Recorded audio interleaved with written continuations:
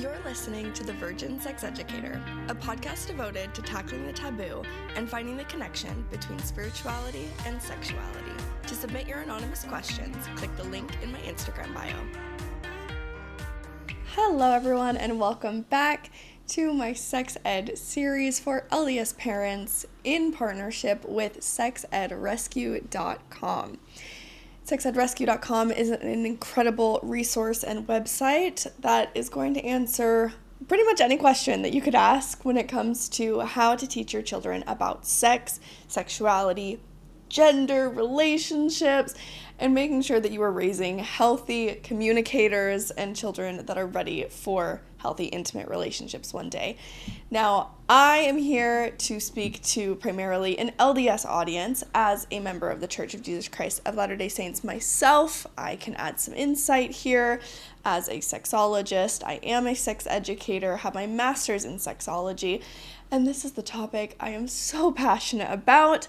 Hopefully some things that I have to say are helpful to you, but as always, this podcast is really just a way to dip your toe in, a launching point, whatever analogy you want to take for you to be able to find resources and have deeper conversations with your kids. So for today's topic, we are going to be tackling body safety and how to not only protect your children from sexual exploitation, but to have these conversations so that they can also, in a lot of ways, protect themselves.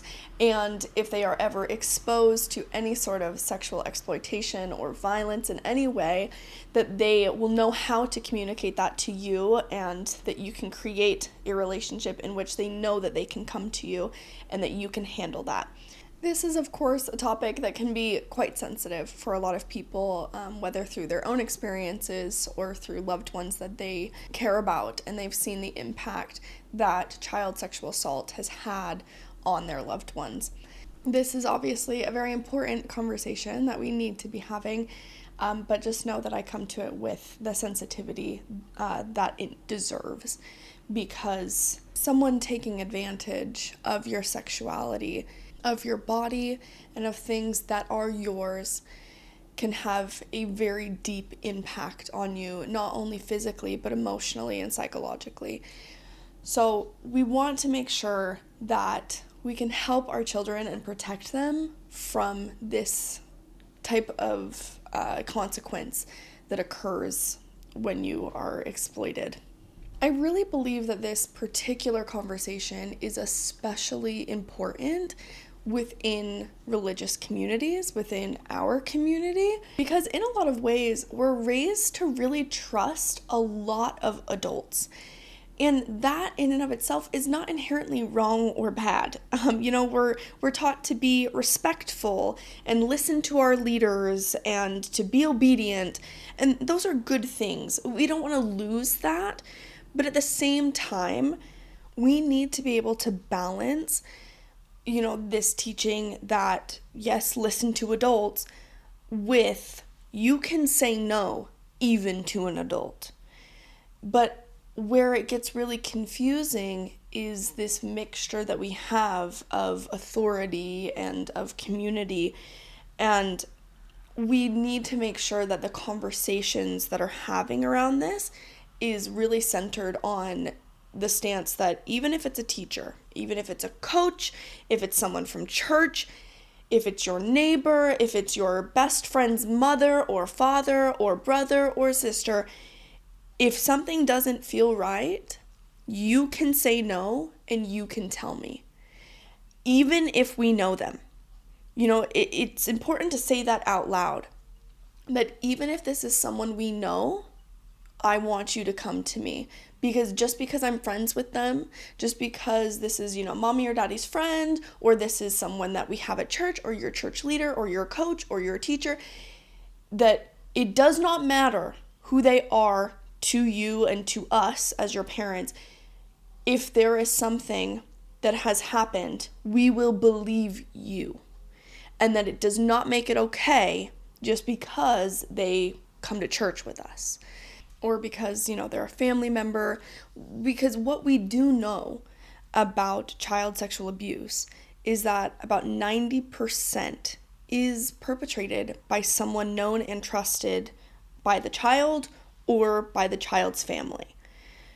So knowing that the likelihood is actually very high that it would be someone that they do know and that they do have a trusted relationship with, letting them know that you will believe them and that it's not okay, no matter what relationship that someone else has with them, that their body is theirs and that it is not appropriate for someone to touch them, for someone to make comments, for anything to be done to them or with them that is outside of something that is safe.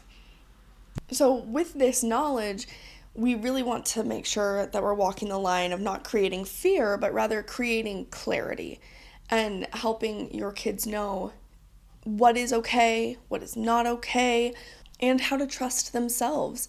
That when they have a feeling that something is not right, that something's off, that something's unsafe, that they know what that feeling, could potentially feel like. It can feel like butterflies in your stomach. There's a lot of really great children's books that really help children get vocabulary for this.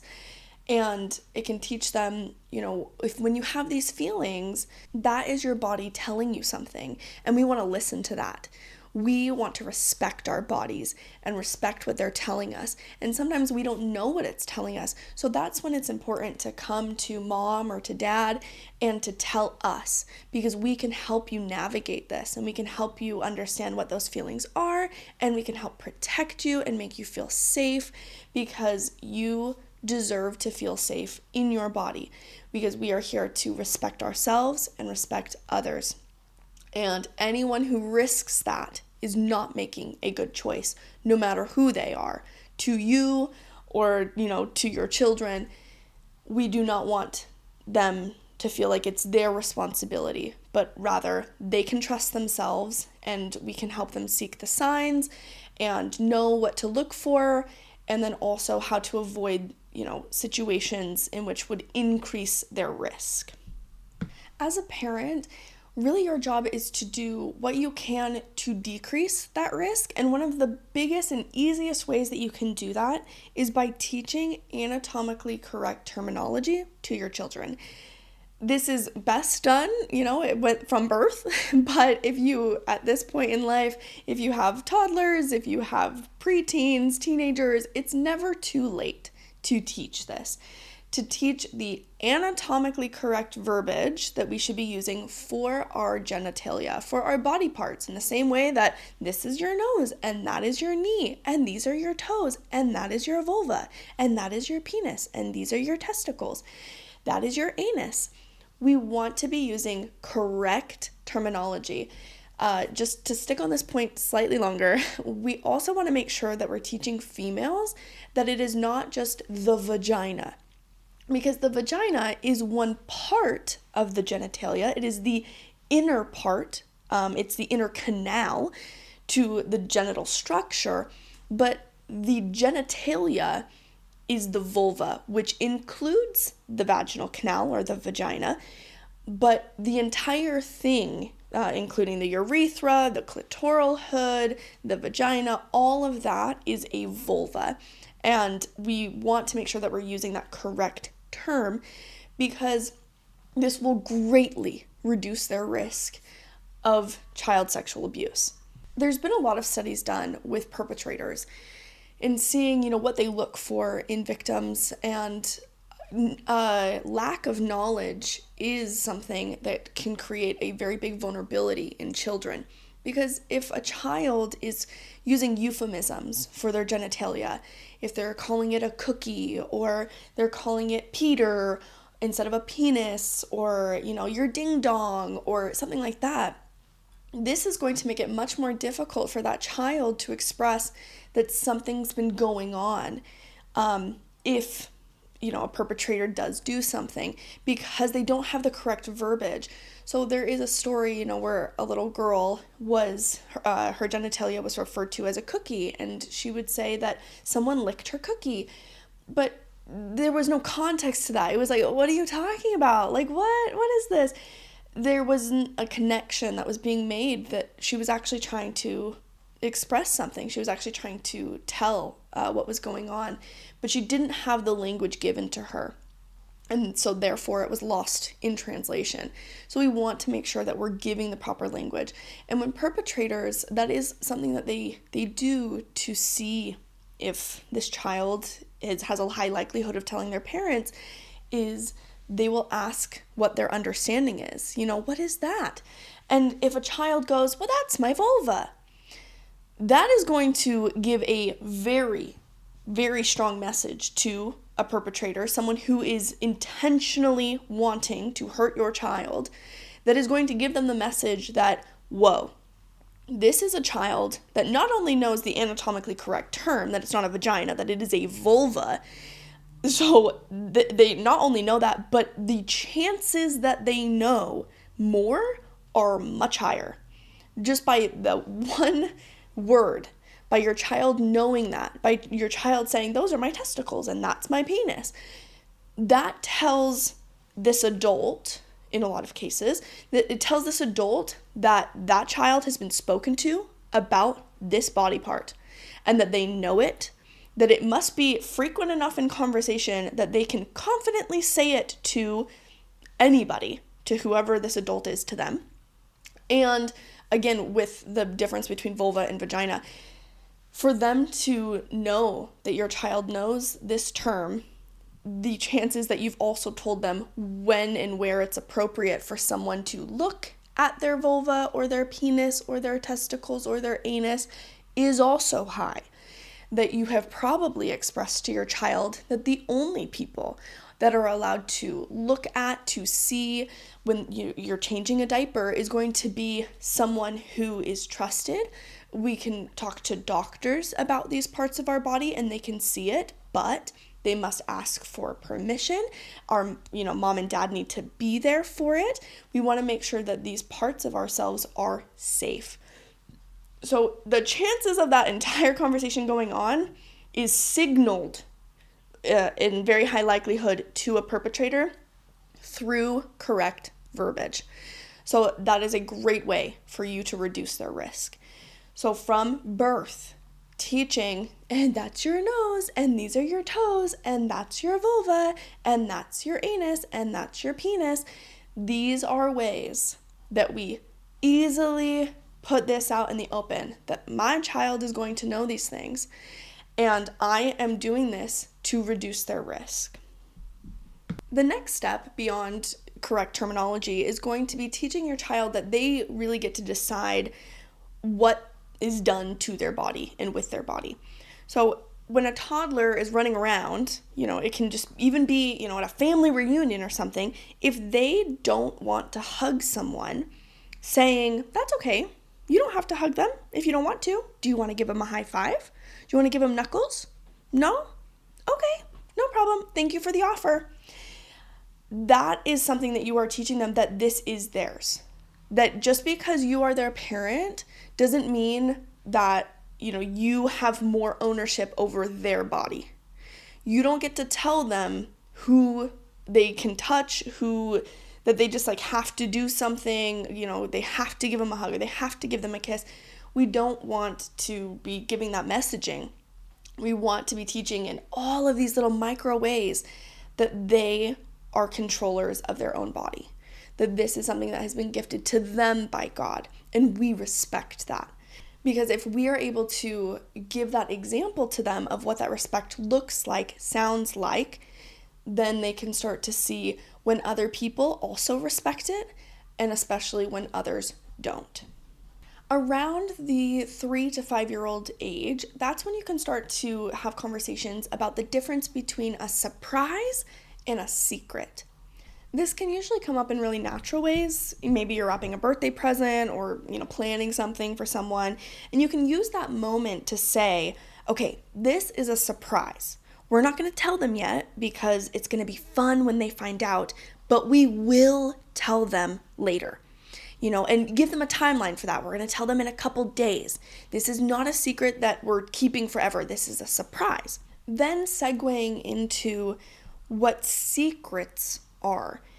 and specifically how we never want to keep secrets that have to do with our bodies. You can tell your children that if anyone says to you, don't tell your mom or dad, or don't tell anybody, or let's just keep this between us, that this is a secret, okay? That you don't tell anyone.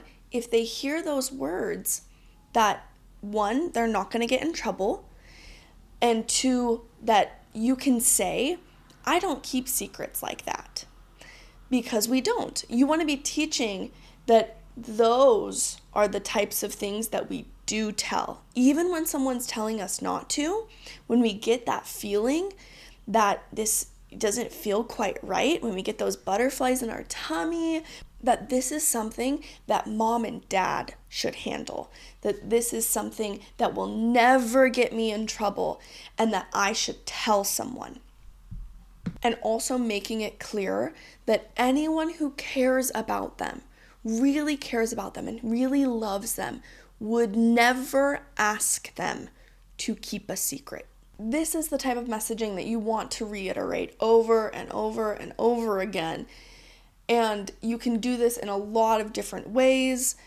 And you can use examples. You can run little family home evenings where you practice, where someone tells you those sentences. Maybe it's mom or dad, or someone that says that sentence of don't tell anyone. And then, what do we do? And practicing those scenarios can be really protective to your children. As your children get older, you want to make sure that you're not brushing over things that make them uncomfortable. And when they bring those concerns to you, you want to have those moments open up a larger conversation. Because again, they are going to come to you. If you've created this environment where you are comfortable talking about this, then they can come to you and say things, casually. You can have an 8 and 9-year-old say, when I was in the bathroom today, someone tried to peek underneath the stall. And instead of, brushing that off, this can be a moment that you can open up a broader conversation. How did that feel? Oh my goodness. How did you feel about that? And what do you think that we could do if that happened again? Why is that not okay? Why is that not something that we want to do? Maybe they can come to you and say that when they were at so-and-so's house, that they played this game in the basement where they all lifted up their shirts for a couple seconds. And it was really funny, but I don't know, they felt kind of uncomfortable about it. These are great moments for you to reinforce that they did the right thing by telling you, because they could even tell you that they were told by their friends not to tell their parents. So you want to recognize the bravery that they're showing you by coming to you, the trust that's there. You want to build on that and reassure them that they're making the right choice by telling you, even though their friends said not to, but because they've been raised in an environment where they know that secrets that involve our body are never secrets that we keep. Those are not ours to keep. And those are not something that someone who's a real friend, that's someone who actually loves and cares about us, that's a good person in our lives, they're never going to ask us to keep a secret that has to do with our bodies, or with their bodies. So knowing that, and then they come to you and they tell you, I was supposed to keep this a secret, and they're really putting that trust in you. And this is where you can start to open up that conversation of, how did that make you feel? And thank you so much for telling me. And then making sure that if they have any feelings about it where they maybe feel bad or feel guilty, maybe they participated in that example of, lifting their shirt up, or maybe pulling their pants down and, a quick little flash.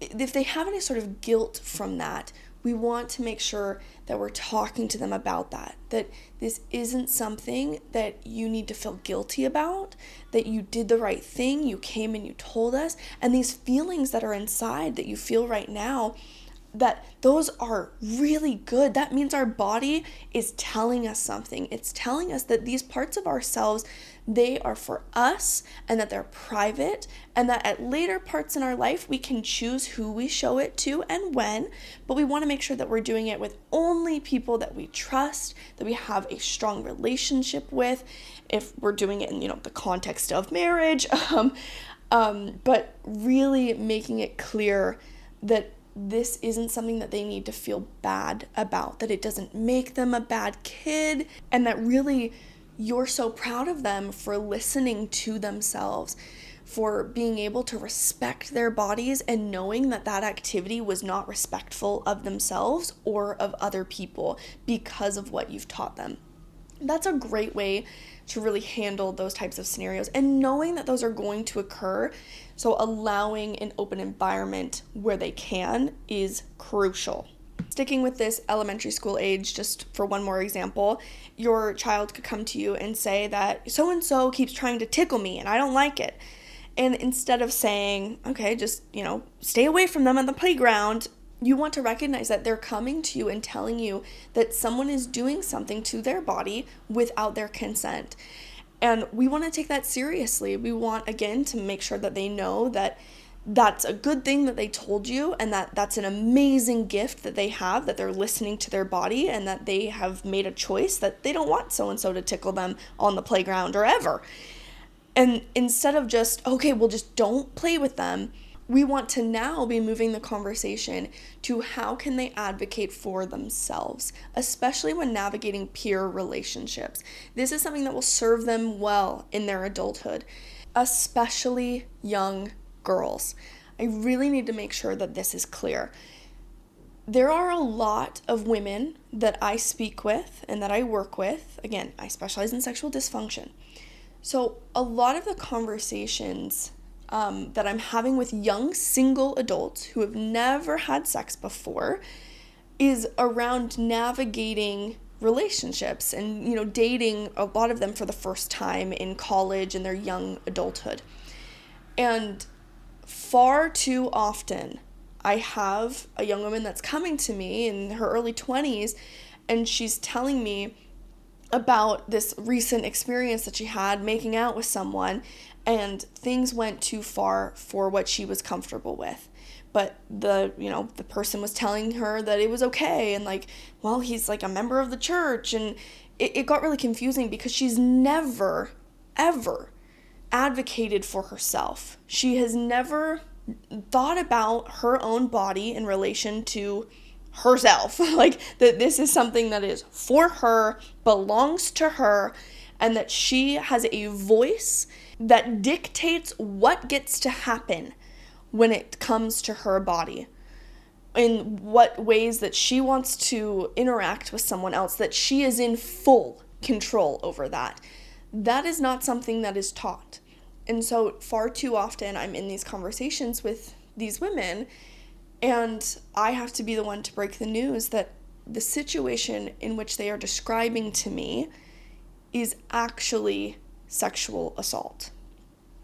I have had that conversation no less than 200 times.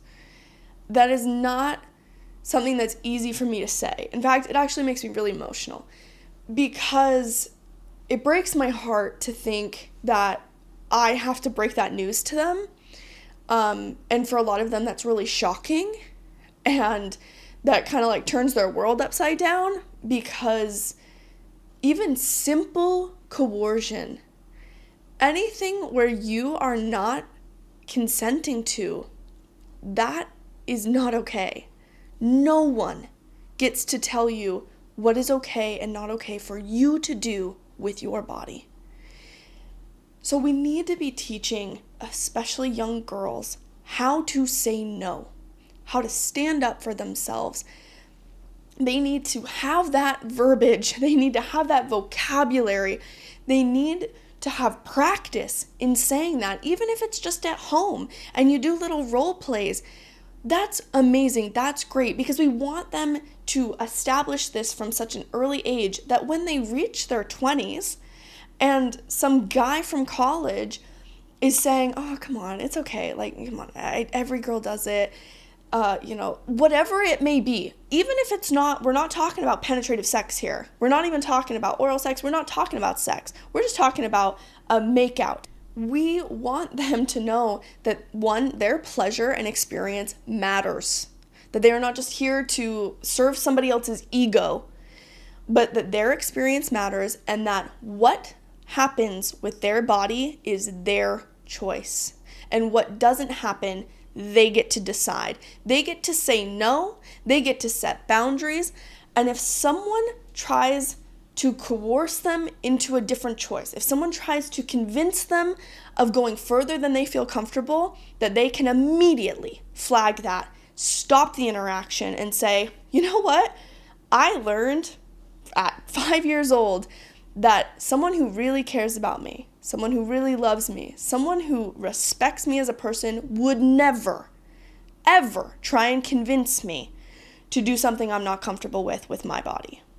So the fact that you just now tried tells me everything I need to know. It tells me you don't respect me, and I am only interested in being in respectful relationships where I can respect myself and I can respect someone else, and I know that they're respecting me. Just imagine a world in which women felt confident in having that type of conversation. It would change everything for everyone. And I just need to emphasize that because so much of what I do and the conversations that I have, it always comes back to this. It comes back to this lack of knowledge that was never accessible in childhood. And so then it's created all these habits, and it's created this dysfunction, and it's created an environment in which a lot of women that I speak to, they don't know how to say no.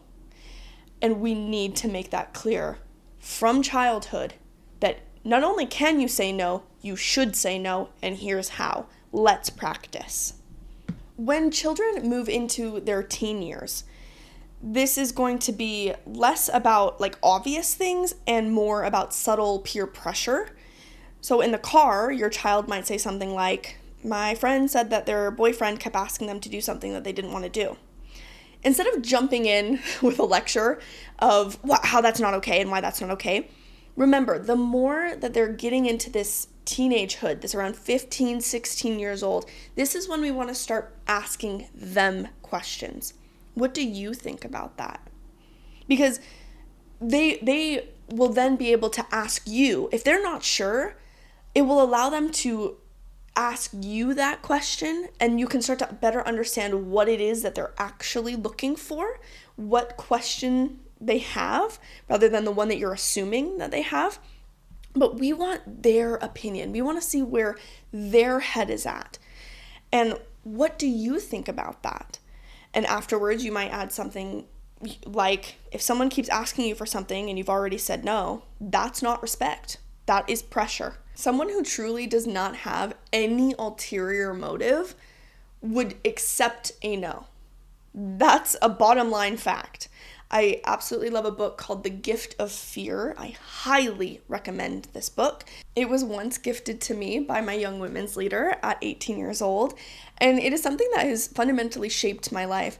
And it talks about protecting yourself from danger, specifically from sexual danger and sexual abuse, exploitation, all of it.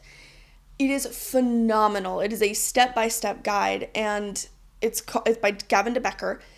And it emphasizes this point that no is a full sentence. And if you give someone a no, if they were actually coming to help you, or if they actually liked you and just, was interested in you, or whatever scenario, if you say no to them, they will stop immediately. But someone who you give a no to, and then they continue to press, oh, come on, please. Oh, don't be like that. Anyone who pushes it even one step further beyond a no, that is someone who wants something else. They aren't just good-natured. They aren't just showing a casual interest. They aren't just wanting to help you. That is someone that is trying to get something from you.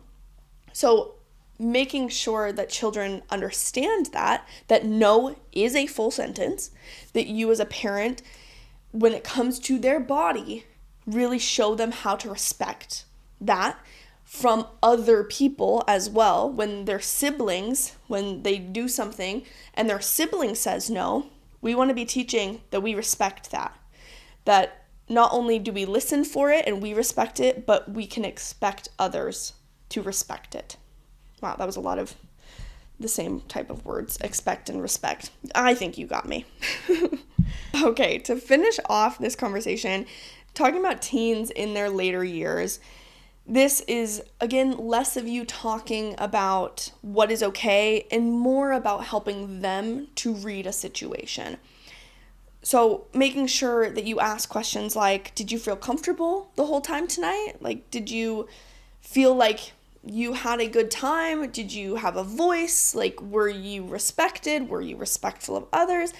All of those types of questions, giving them space to process. And also when they do vocalize some sort of feeling of something feeling weird or something feeling off, telling them that that feeling is worth paying attention to and worth listening to. Really validating that and helping them navigate any time that something feels off, that they feel like someone was trying to pressure them into something. Ooh, that's interesting. Tell me more. What makes you think that they were trying to pressure you? What kind of words were they using? Oh, yep, those are words to look out for. That's absolutely someone that is wanting something more from you, and expressing that you're proud of them for recognizing that's an incredible gift to be able to recognize that. And also expanding this conversation outwards, that if you are witness to someone who is in an unsafe situation, to someone who is keeping secrets, and if a friend tells you about something that's going on in their life, any sort of sexual abuse, that again, that is not your secret to hold. That is something, no matter what they tell you, and they tell you not to tell anyone, that ultimately that is something that you need to tell, that it's not yours to hold. The last thing that I want to say on this topic is body safety is not about making your child responsible for preventing something bad from happening. Okay, that's not what we're going for here. It's not about teaching them ways to say the perfect thing at the right way, at the right time, because that's not real life. That's not how life works. You know, sometimes kids will freeze. Sometimes they won't understand what's happening until much later. Sometimes they won't say anything in the moment. And if that happens, knowing that it's not their fault is a conversation that can be had throughout their entire life. These conversations can easily come up when you're watching movies, when you're having conversations about just completely other things. We can always bring it back, bring these elements in the same way that you weave in and out of any conversation about any topic. We just want to make sure that this topic is involved in the rotation, that this is something that is open, that is spoken about, that is accessible, that this is something your children can come to you about, and that most importantly, they know that their bodies belong to them and that this is something you care about, that you care about them and you care about their safety, not only with adults, but also with other children, and that you are here to help them if anything were to ever happen.